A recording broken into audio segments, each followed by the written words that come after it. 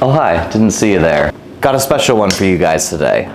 We are going to be testing Shizzy. You're saying, Joel, but you already tested Shizzy. Yeah, I did. But you want to test more than once to make sure that somebody's not just off of something, going back on it. What are you doing?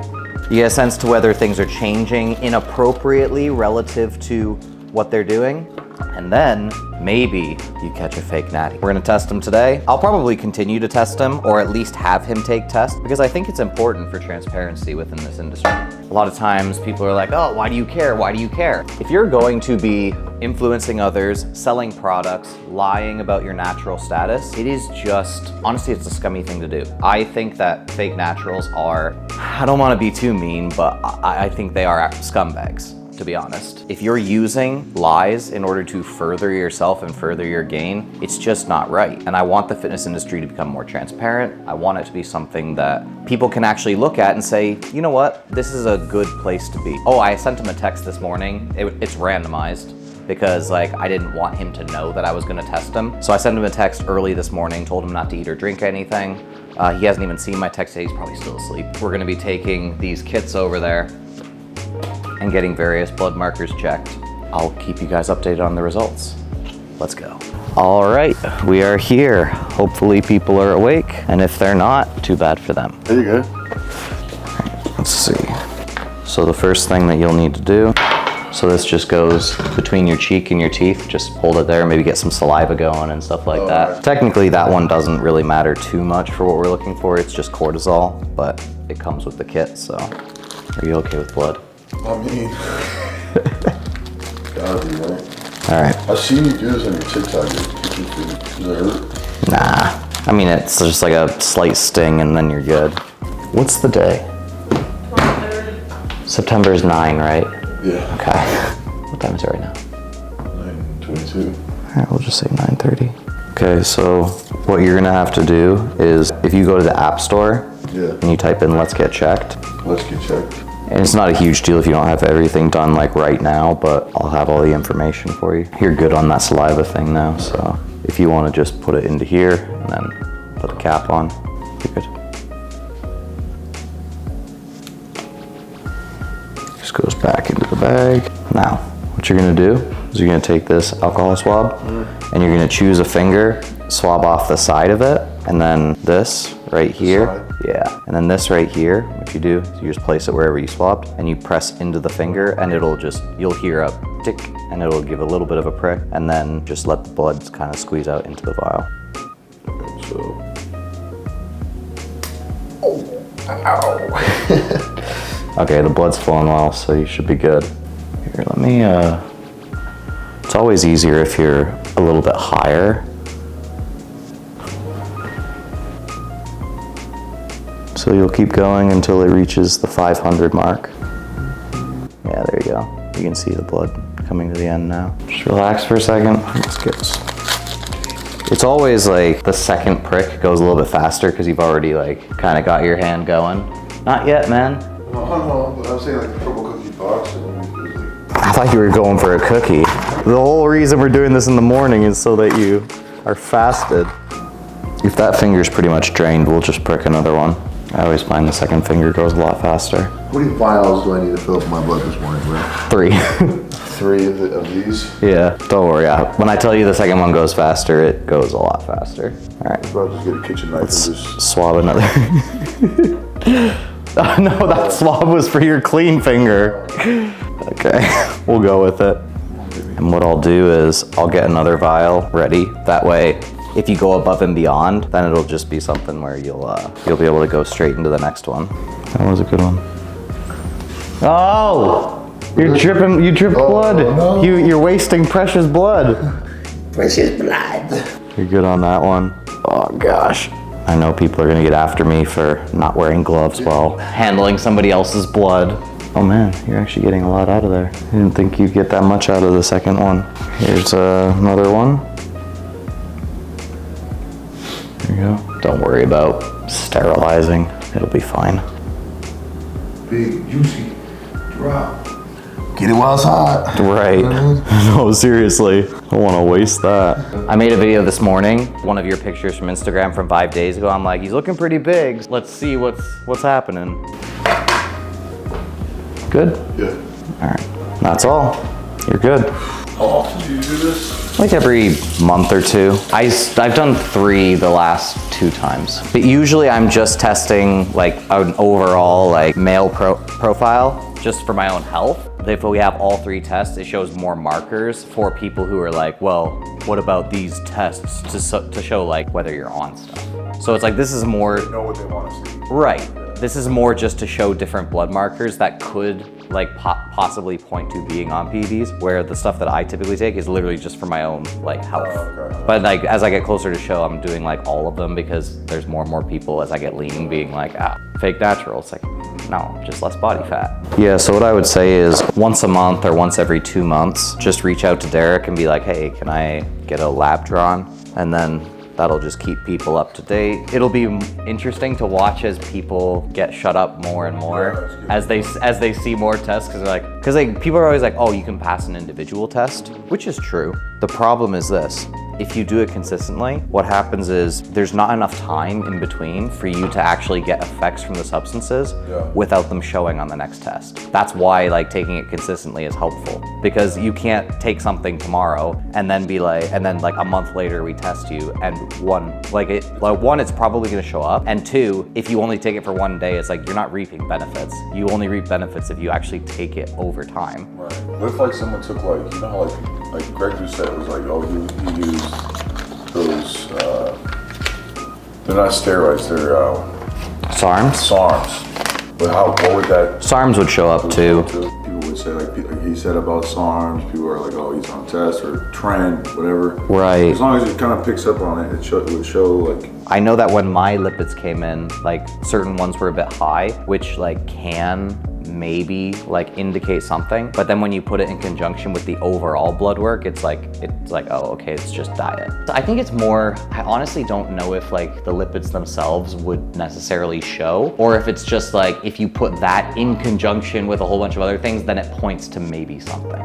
I felt bad that I like couldn't like give you a bit of a heads up to like wake you up and stuff, but I was like, I do want people, I don't want to give people any excuses. Yeah. You know what I mean? Like, oh, they planned this ahead of time. So like, I'm like, no, like I'm gonna make this a legitimately random test. No, like I was like just thinking about the airport. I'm like, I just saw Tina's like, oh, yo, I'm outside at 4. Like, good thing I was sleeping, because, you know, first thing is I probably would have ate something, you know. Right.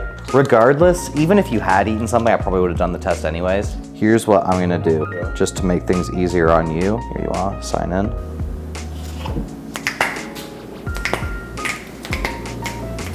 So what I want you to do is I want you to weigh in every single day and just keep a running list in your phone. And then what we'll do, and then just like send it to me for like a couple days, and we'll just make sure that the trend is going right. Because if it's like, if you're going up by like 3 pounds a week, it's like, okay, like we're eating way more than we need to. I watch like Rich Piana's videos, get bigger by the day. He understood when you eat a lot, you get bigger. Yeah. Which is true. Problem is, like, as we got things dialed in more and more, we realized, oh, you don't need to gain super fast. Oh. What's up? There was an option to skip the step. Oh my gosh. Have you used any anabolic steroids, testosterone? Or are you currently taking steroid-containing medication? No, I have not. Why do you have such a weird name, man? Come on. I always forget you're younger than me. I am? Yeah, 2 years. Not my fault. That's the thing. Boy. Half the time when I see comments about your natural status, people are like, dude, how on earth would he be able to get that big at like age 20? You don't just assume that a person is 20 because they're in the fitness sphere. Yes, one of the reasons why people even believe me, because everybody knows that I'm older. So it's like a lot of people who follow me closer, they're like, oh, I believe that he's 28. There's people out there who actually don't use steroids. Yeah. For their entire lifting career. Right. Well, that's. If you've been lifting for like over 10 years, I mean, in your natural, the crazy. The problem is what happened in the early 2000s was there was a lot of people, like this was before people knew kind of like what the difference between a steroided out physique was and what wasn't. So what happened was there was a lot of people that came on the scene that weren't massive bodybuilders. And what they did was they did irreversible damage, because what they did was they said, look at me. I don't look like Mr. Olympia, I'm not on gear. And then it came out later that they were. And so what that did was that made everybody skeptical of anybody who has a good physique. It's frustrating, but it is what it is. I don't know if you know Connor Sinan. Have you ever heard of him? Connor? Yeah, he does a lot of like, almost like trolling fitness and stuff like that. Yeah, I think I know what you're talking about. Anyways, I was talking with him and he was like, because he wanted to work with me, and he was like, yeah, but like person to person, is Shizzy natural? I'm like, as far as I know, yeah. And he's like, there's no way. I'm like, yeah. I think he just knows what he's doing. And I was like, interesting. Regardless, I'm glad we got to do these, because Yeah, I mean, we needed to do it. yeah, we have to get people like off my back about, one, the cholesterol, two, why'd you, like, just one test, like, doesn't prove anything. It's like, okay, well, we'll do it when he's bulking as well. Yeah. And honestly, I'm very curious to see the results too. I would guess that you'll probably be somewhere between 600 to 1,000. That's pretty typical.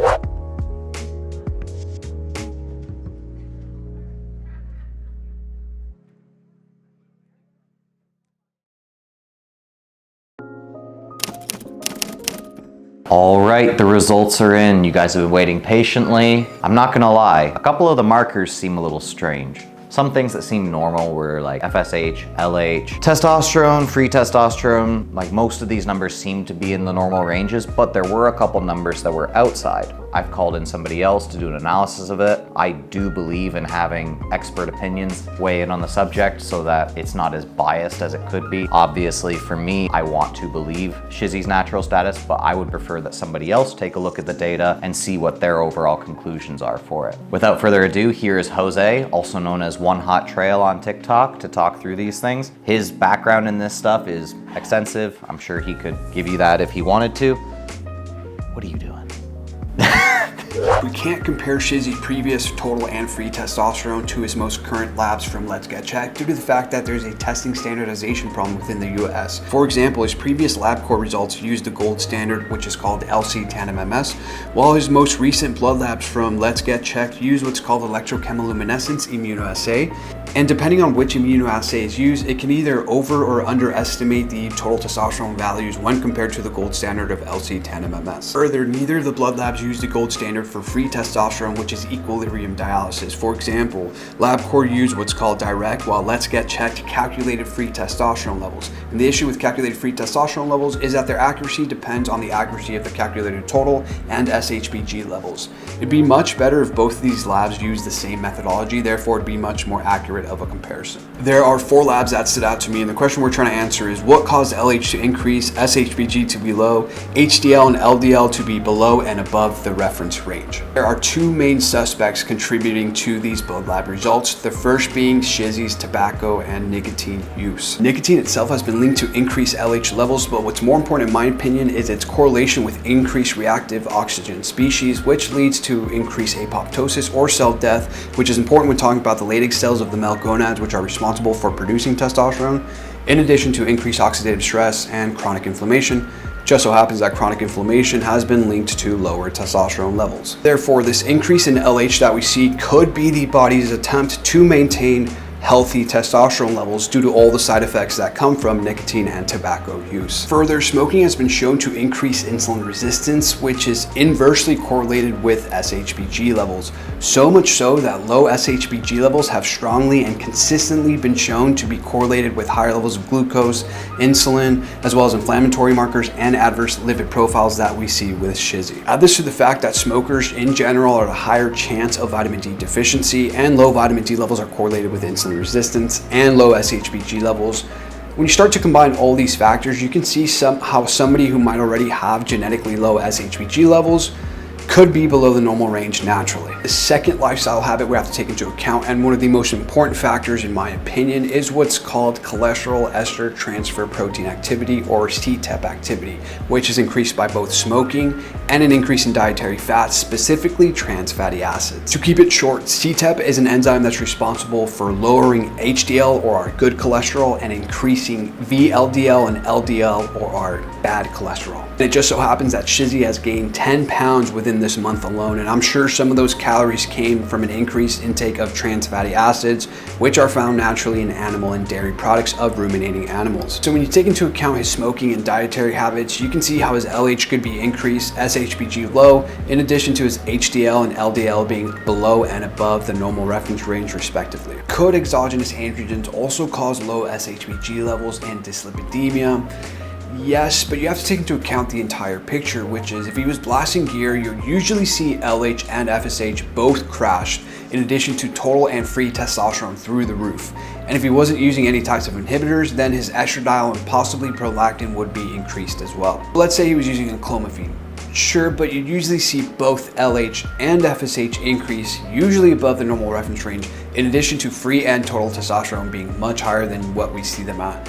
Also, once again, if he wasn't using any types of inhibitors, his estradiol would be increased. We just aren't seeing any other signs of exogenous androgen use other than the low SHBG and dyslipidemia, so no, in my opinion, this does not out him as a fake natural. If anything, it's just telling us that he needs to fix his lifestyle habits, specifically his smoking habits, if he doesn't want to suffer from a future cardiovascular disease event such as a heart attack or stroke, or even become diabetic. So, hope this helped. Overall, Jose and I talked through the situation. Our plan is to try and clean up some of those things when it comes to Shizzy's lifestyle. I messaged him, told him that this was very important for him. He's messaged me back, said he threw out all of his tobacco products. He threw out his cigars, his Zins, and his vapes. The other thing that we're gonna do is we're gonna bring his calories back. I mean, nobody needs to be eating 6,000 calories a day. And hopefully with these lifestyle changes, we're gonna have him tested in a month, and we're gonna see if these lifestyle changes can help bring those numbers back closer towards normal range. Ultimately, I do want to believe that Shizzy is natural. I can understand if there's skepticism based on a couple of the numbers, but when we take a look at the overall blood work, it seems like if there were issues with this particular aspect, it would bleed over into other aspects as well, which it's not seeming to do.